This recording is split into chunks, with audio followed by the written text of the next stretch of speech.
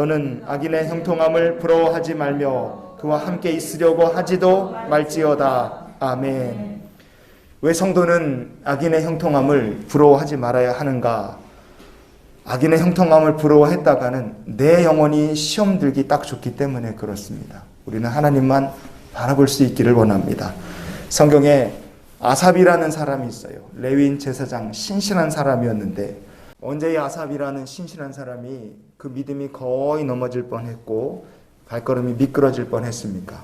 그가 악인과 오만한 자들의 형통함을 보고 마음속에 질투가 났을 때 그렇게 말씀합니다.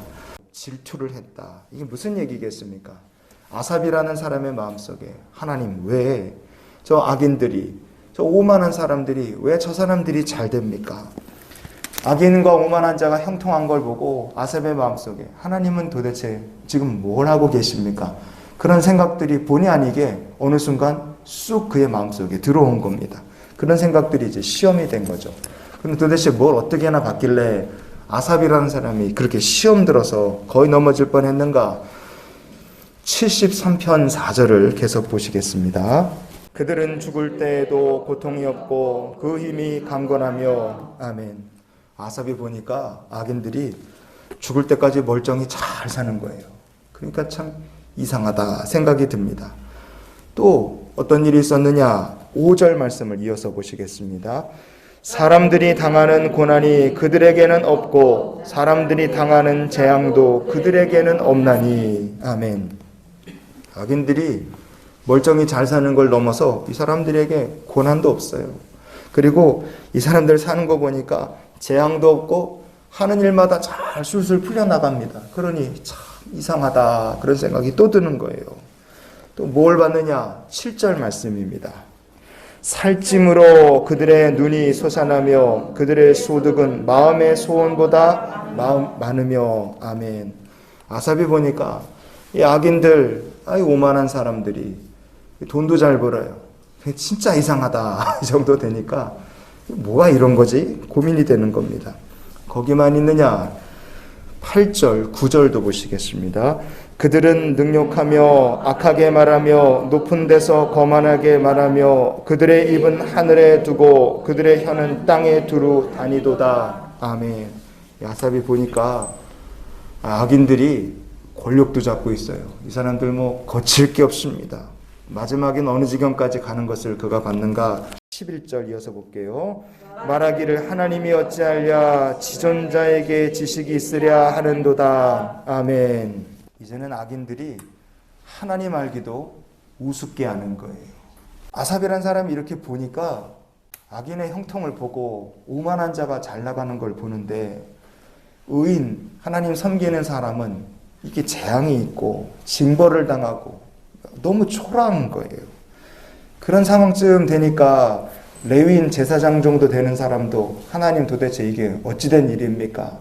하나님 뭘 하고 계시는 겁니까? 이런 의문이 마음속에 쑥 들어왔다 이겁니다.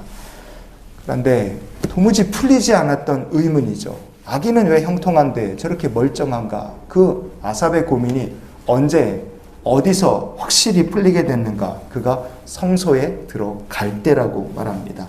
시편 73편의 17절부터 우리 19절까지 같이 읽어보시겠습니다. 하나님의 성소에 들어갈 때에야 그들의 종말을 내가 깨달았나이다. 주께서 참으로 그들을 미끄러운 곳에 두시며 파멸에 던지시니 그들이 어찌하여 그리 갑자기 황폐되었는가 놀랄 정도로 그들은 전멸하였나이다. 아멘.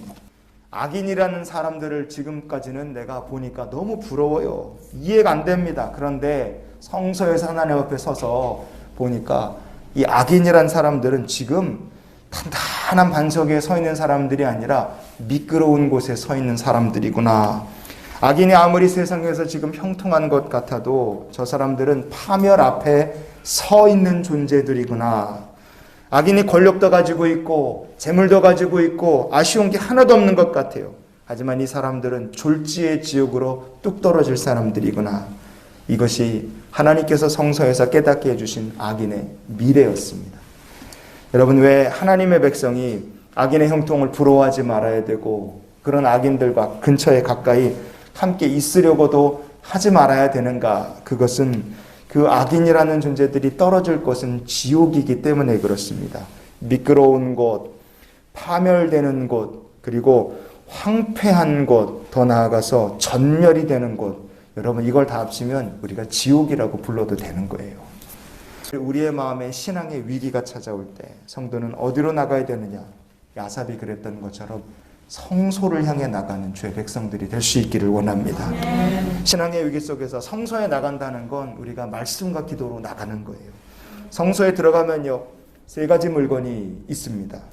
떡상이 있고 등잔대가 있고 그리고 분향단, 이렇게 3가지가 있는 겁니다. 그게 성소고요. 거기서 한 칸 더 들어가면 언약궤가 있는 지성소가 이렇게 있는 겁니다. 아삽이 악인의 형통을 보고 이해가 안 되는 거예요. 도대체 왜 그러느냐.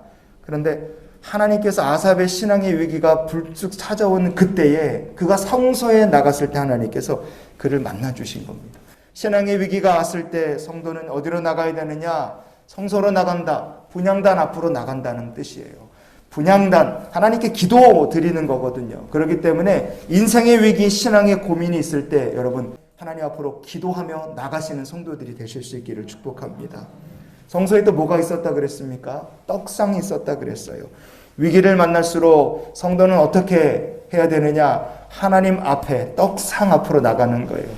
떡이라는 건 2가지 뜻을 갖고 있습니다. 이스라엘 12지파를 상징하는 떡 6개를 이렇게 앞에 딱 놓는 겁니다. 두 줄로 쌓아놓은 거예요. 그 떡 12개라는 건 하나님께서 모든 주의 백성들을 풍족하게 먹이실 것이다. 책임지신다는 하나님의 축복의 약속입니다. 동시에 떡이란 건 하나님의 말씀을 상징해요. 그러니까 우리 인생의 위기가 오면 올수록 복의 근원이 되시는 하나님 앞으로 나가고 하나님의 말씀 앞으로 나가는 성도가 될 수 있기를 원합니다. 그게 떡상이에요. 분향단, 기도, 떡상, 말씀과 축복. 우리가 하나님 이렇게 나갈 때, 위기 가운데 나갈 때, 그때 비로소 우리의 삶이 어떻게 됩니까? 등잔대, 그 삶이, 그 성도의 삶이 하나님께서 진리의 빛으로 비춰주시는 복된 삶이 될 줄 믿습니다. 하나님께서 비춰주시면 우리가 고민하고 염려하던 신앙의 위기, 시험 들었던 어려운 일들의 본질을 성령께서 보게 하여 주실 줄 믿습니다. 그래서요, 말씀과 기도로 나갈 때 하나님께서 비춰주시는 삶이 되고, 말씀과 기도로 나갈 때 그 성도의 삶에 마귀 역사가 물러가게 될 줄 믿습니다. 그래서 우리가 이런 기도로 오늘을 살았으면 좋겠어요. 하나님, 오늘도 하나님의 말씀과 기도로 승리케 하여 주시옵소서. 마귀는 신실한 성도도 넘어뜨리려고 온갖 일을 다 할 겁니다. 그러나 시험에 던지려고 한다 할지라도 하나님 말씀이 있고 하나님께 기도로 나가는 성도들은 그리스도의 군병되어 승리케 하실 줄 믿습니다. 오늘도 주님과 함께 동행하며 믿음의 개가를 부르는 하루가 되시기를 예수님의 이름으로 축원을 드립니다.